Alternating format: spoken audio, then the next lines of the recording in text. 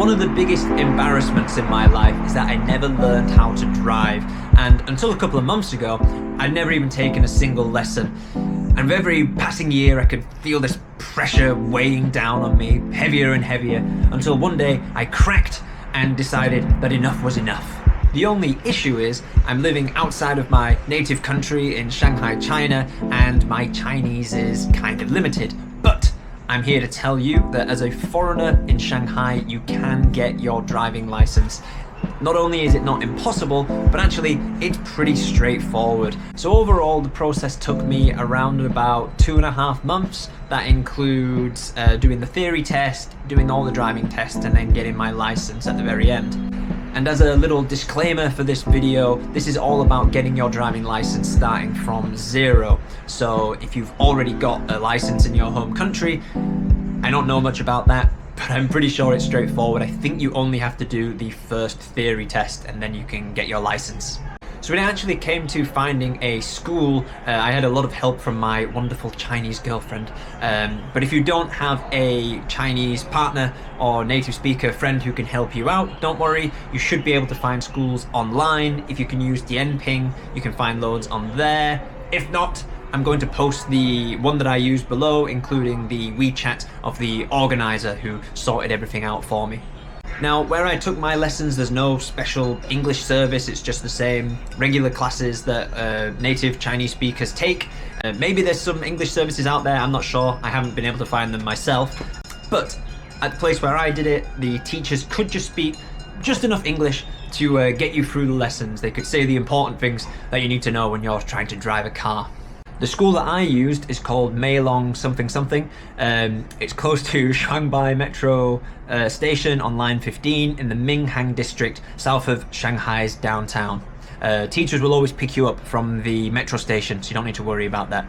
It's normal to pay for your lessons up front. I paid exactly 4,008 kwai for my one-on-one lessons. You can pay a little bit less if you want to share a car with other students, but for me, I just wanted that one-on-one service. Down the line, you'll need to pay for a couple of extras, like using the mock exam facilities. I'll explain later, but it's like you can drive in an area that is just like the exam, little bits like that. Overall, that was about another 1,000 kwai that I paid for those little extras. So about 5,000 kwai is the overall.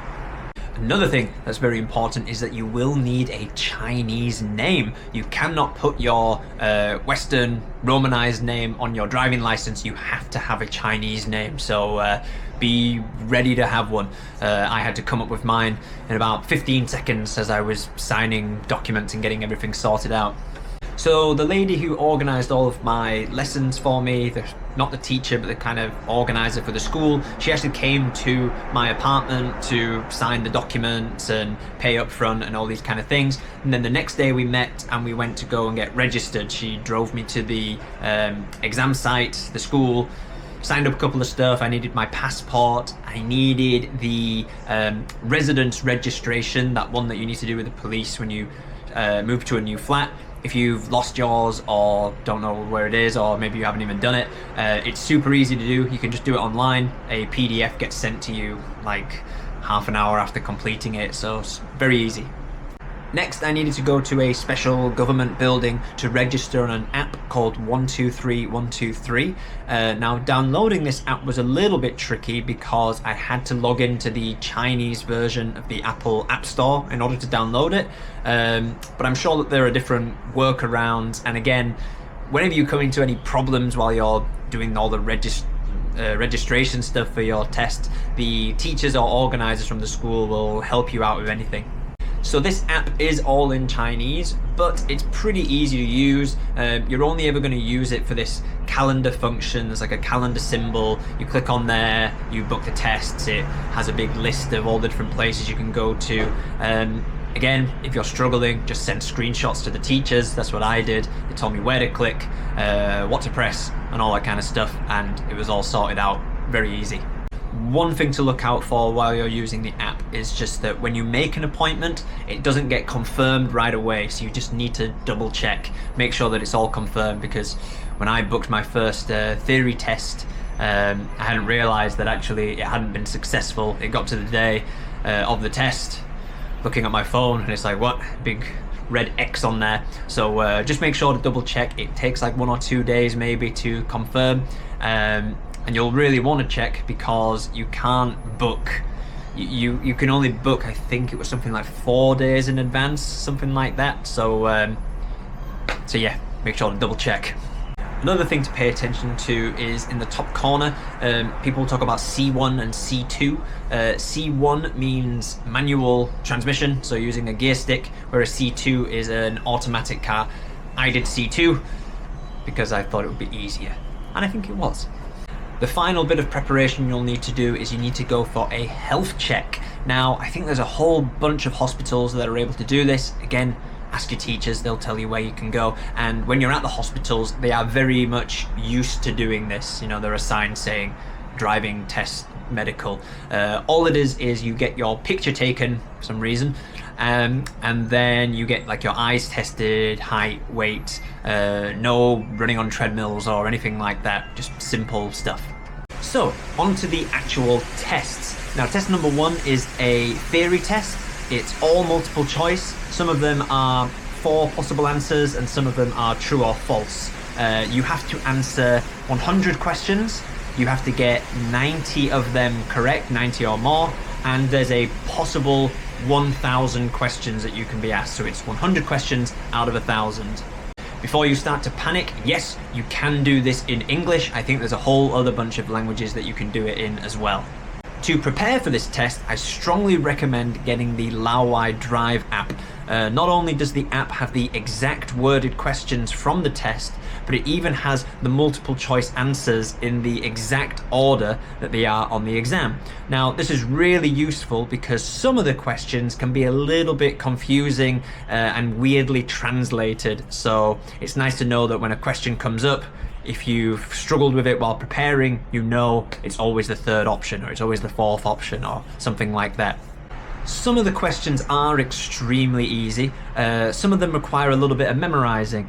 When it gets to the exam, most of the questions are the easy ones, and then you'll get a few about particular speed limits or amount of points that you get for doing something bad or something like that.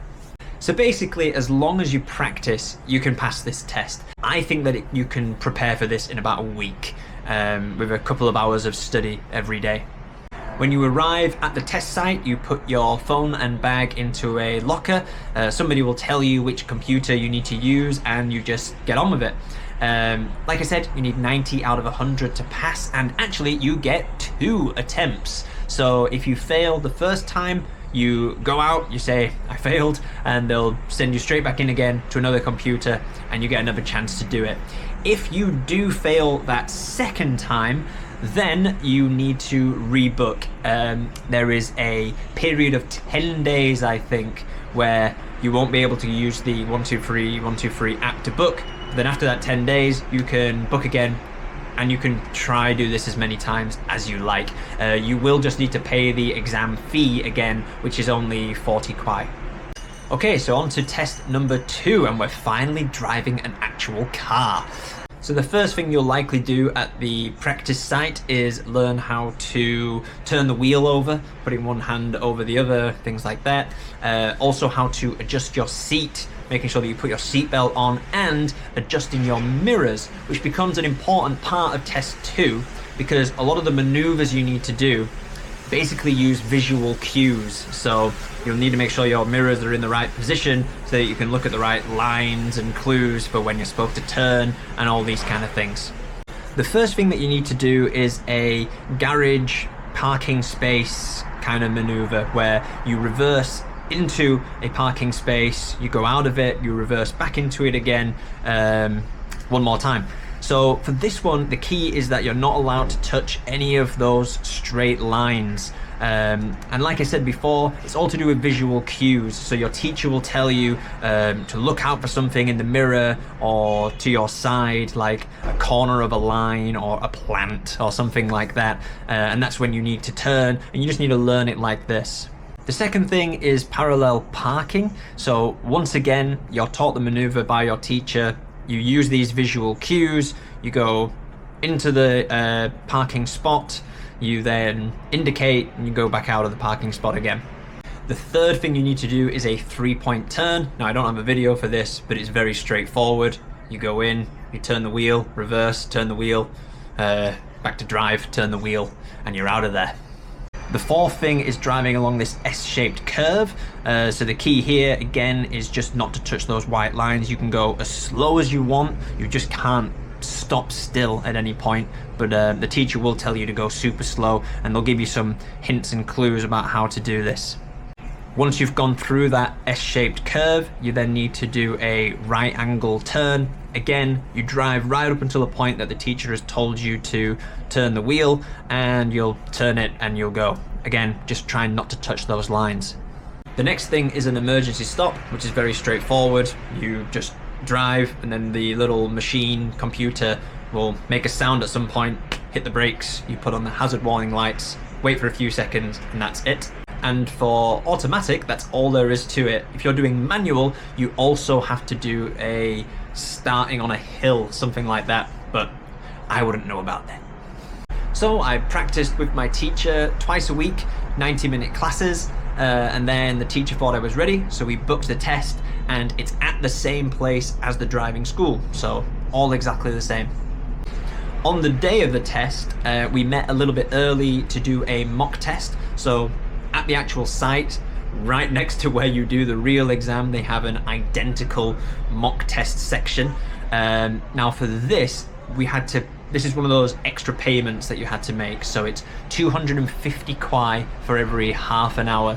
So we went in there, and I think we just did half an hour. That was enough to do it, I think, 3 times each of the maneuvers that I showed you earlier. And then just straight next door to do the actual test. Kind of like with the first test, you need to put your phone and things into a locker. You go through, you've got your passport, you'll get a number, it'll tell you which car you need to go into, etc. And then you get straight on with it. Also, like the first test, you get 2 attempts, which is good because I failed my first attempt. I was doing it all. I got a little bit confused. I heard a voice come through on the radio of the car, and I didn't quite know what was going on until I got back to the start, and the teachers were telling me that actually I'd failed. Now at the time, I didn't really know what I'd failed for. Looking back, I think that I stopped in one of the yellow line areas. So once you go into those different areas to do the different sections of the test, that counts as you starting the test. By the way, there's no teacher in the car with you. It's all recorded by a computer. So once you're in each part, once you're doing each different maneuver, you're not allowed to stop. But in between each maneuver, if there's no yellow lines at the side, you can stop.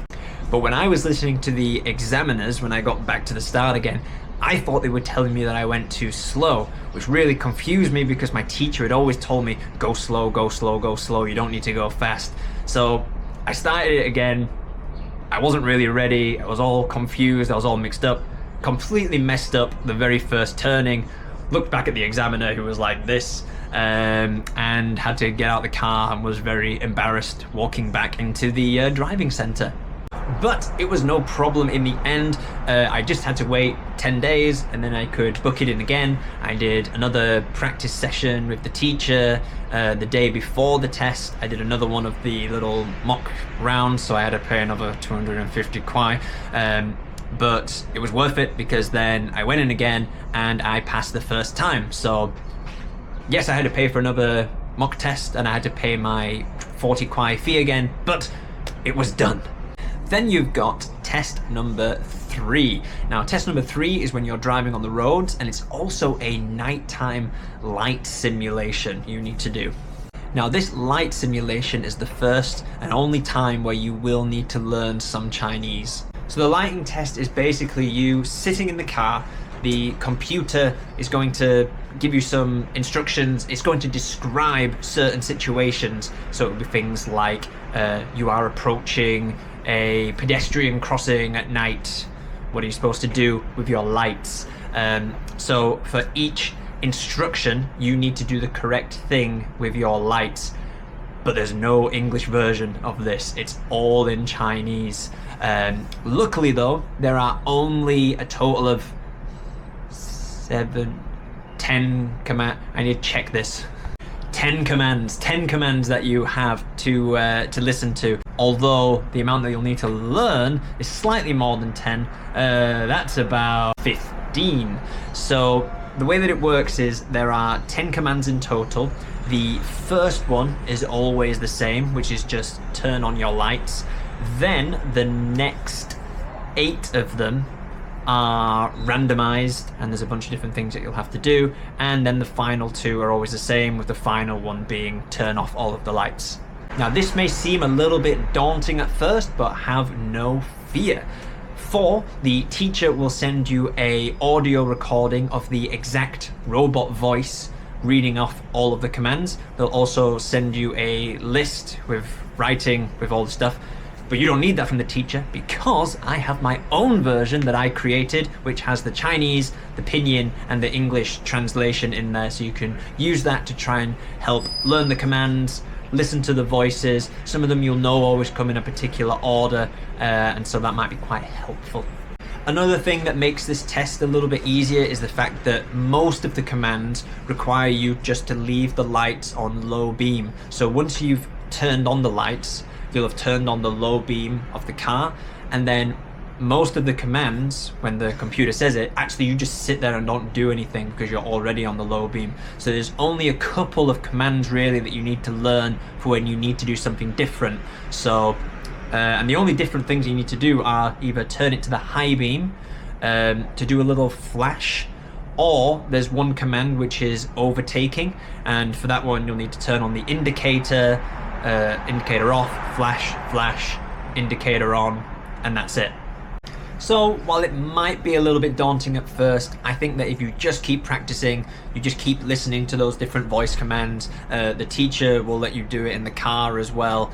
After a while you'll just get used to hearing the same things again and again and again, and you'll pick it up, and eventually you should be able to do it no problem. The driving on the road section comes straight after the lighting section. So on the day of the exam, I'll explain this in a bit, but you'll be sat there in the car, you'll do the lighting thing, and then once that's done, you indicate from this little parking position at the side of the road, and you go and do the driving test. So I'm not sure if this is the same everywhere, but at the school where I did it, there are 3 possible routes that you can take, and you will practice all of these with your teacher beforehand. This is one of those other situations where I had to pay a little bit of extra money. It was just to use the car that had the computer in that would recognize if I'm doing something wrong or tell me my score and things like that. As I mentioned, whenever you change lane or do any turn, you need to indicate first and then wait about 3 seconds before actually doing the turn. If you don't do that, you'll end up failing. So there isn't really that much to it, and I would say it's pretty straightforward. In terms of preparation, I only did 3 lessons of actually driving, so I did 1 lesson per route. One of those lessons actually being on the morning of the exam, so I practiced it, then went to the exam. It just so happened that the test actually was on that route that I practiced in the morning, which was very nice. Again, just like with the other tests, you get 2 chances. That's both with the lighting test and with the driving part. Now, my teacher told me that if you pass the lighting and then fail the driving, you don't need to do the lighting again. You'll just be asked to do the driving part again. Whereas if you fail the lighting, you will still need to do the driving bit, and then you'll need to do the whole thing again. So a bit of a weird one, but apparently that's how it goes. The video I showed you is actually not one that I took myself. It's one that I found on Xiaohongshu or RedNote. And I think that a lot of the driving schools will probably be the same. If you just copy and paste the driving school name into Xiaohongshu, loads of videos will come up explaining all the different routes and things like that that you need to do, which was pretty helpful actually, just being able to watch those videos in between classes and before the exam and things like that. So this is an example video of one of the routes that I had to practice. So for each route, the order of the things that you need to do is always the same. So what you practice is exactly what you'll be doing in the exam as well. It doesn't show it on this video here, but the very first thing your teacher will ask you to do is press buttons all around the car. Then you'll do the light simulation. Then you will indicate, wait 3 seconds, and then start driving.